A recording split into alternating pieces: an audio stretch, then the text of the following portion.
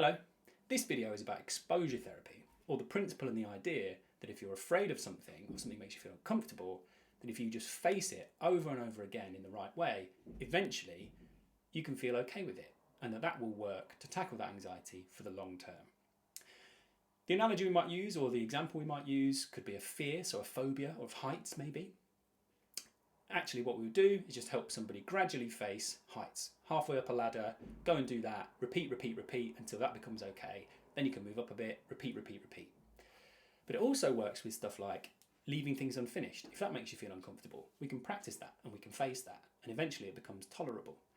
Or if it's about saying no, and that makes me feel anxious, essentially what we've got to do is help you practice doing that and feel how anxious that makes you feel. Let's talk about how it works. So this is what we usually do if we feel anxious about something. So I think about going somewhere high, up comes my anxiety, and I go, no, I'm not doing it. Or I find myself somewhere high, I feel really anxious, so I mentally take myself out. Maybe I close my eyes, I say, I'm not here.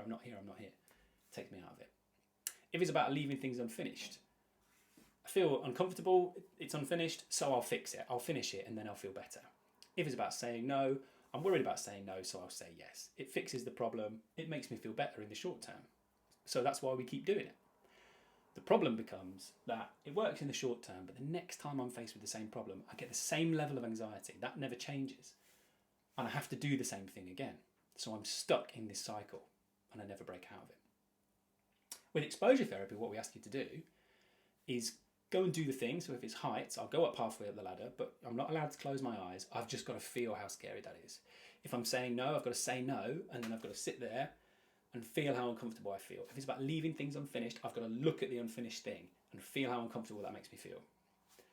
And it can feel like what's going to happen is your anxiety is just going to skyrocket, but it's already high. So actually what is more likely to happen is it'll go up a bit and it will stay high for a while, and then you don't need to get rid of it, it will come down on its own.